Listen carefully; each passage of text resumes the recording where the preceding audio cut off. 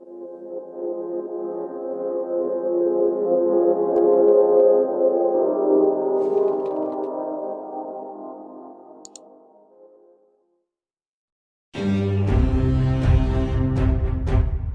Malik Syah, Sultan hebat terakhir dinasti Seljuk.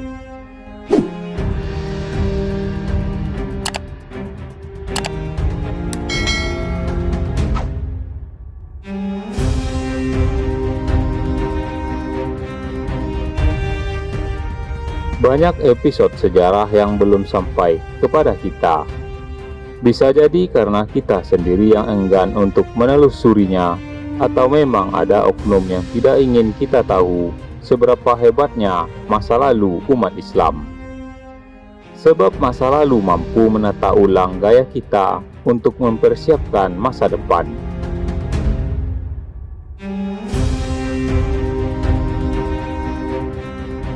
Islam memiliki pahlawan-pahlawan yang berjuang dalam menyebarkan agama Islam ke penjuru dunia. Mereka adalah kebanggaan Islam yang juga terus dikenang oleh zaman. Begitu pula dinasti Seljuk yang mempunyai sultan-sultan yang berjasa besar dan mengharumkan Islam ke penjuru dunia, seperti Tugrul Bek, Alip Arslan, dan Malik Syah.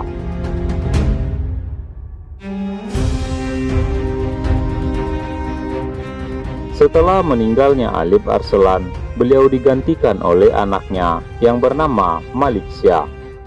Namun beliau mendapat perlawanan dari pamannya yang bernama Kaurat bin Jefri, seorang penguasa Seljuk yang berkuasa di wilayah Karman, dan dia menuntut agar kesultanan diserahkan kepadanya.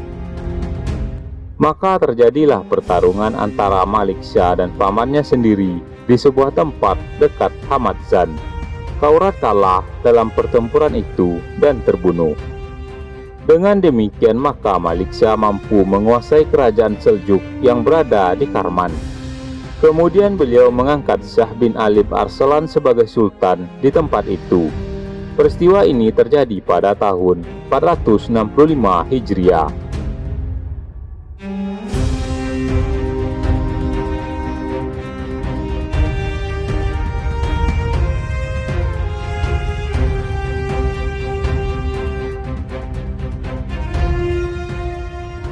Pemerintahan Seljuk ini meluas di masa kekuasaan Malik Syah.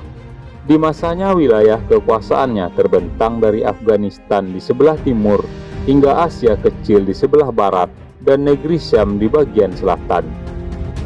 Ini terjadi setelah Damaskus jatuh ke tangan seorang komandan perangnya yang bernama Atsar pada tahun 468 Hijriah. Pada masanya mimbar-mimbar dipenuhi dengan ajakan untuk mengakui pemerintahan Bani Abbas.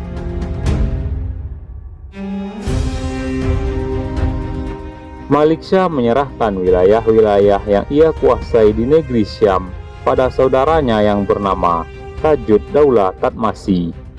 Ini beliau lakukan sebagai usaha untuk mengawasi jalannya penaklukan-penaklukan di beberapa daerah. Tajud Daulah Tatmasi inilah yang mendirikan pemerintahan Seljuk di Syam.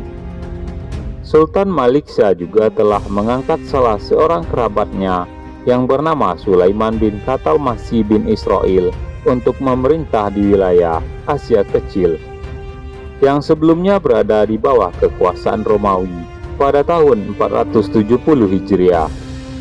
Sulaiman bin Qatalmasih inilah yang kemudian mendirikan pemerintahan Seljuk Romawi. Pemerintahan ini berlangsung selama 224 tahun yang diperintah oleh keturunan Abu Al-Fawaris Qatalmasih bin Israil secara berturut-turut. Orang pertama yang dianggap sebagai pendiri pemerintahan ini adalah Sulaiman bin Qatalmasih.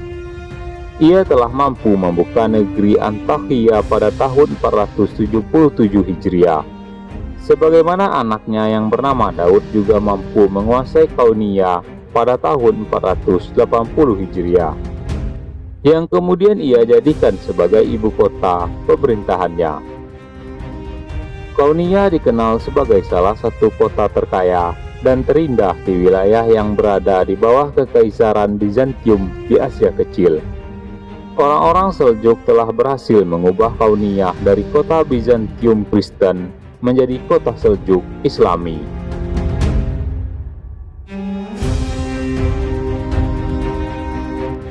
Namun pemerintahan Seljuk ini jatuh saat terjadi penyerbuan orang-orang Mongol pada tahun 700 Hijriah, yang kemudian hari kembali direbut oleh kaum muslimin dan berada di bawah kekuasaan Utsmani.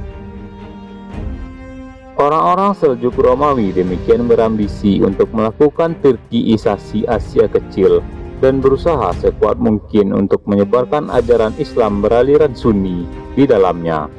Mereka menjadi motor yang membawa peradaban Islam ke wilayah-wilayah ini dan mampu menghancurkan garis pertahanan yang membentengi Kristen Eropa dalam menghadapi Islam di wilayah timur. Walaupun kesultanan ini demikian kuat di zaman Malik Syah, namun komandannya Atsar belum mampu menyatukan wilayah Syam dan Mesir setelah mereka melakukan serangan pada pemerintahan Fatimiyah Ubaidiyah di Mesir. Ketika Atsar bermaksud melakukan serangan ke Mesir, beliau dikalahkan pasukan Arab sebelum berhadapan langsung dengan tentara dalam jumlah besar yang dipersiapkan oleh Badar al-Jamali, menteri pemerintahan Mesir, pada bulan Rajab 469 Hijriah. Kekalahan Atsar ini semakin mengecilkan peran orang-orang Seljuk, dan usaha menyatukan Mesir dan Syam pun terhenti saat Atsar meninggal pada tahun 571 Hijriah.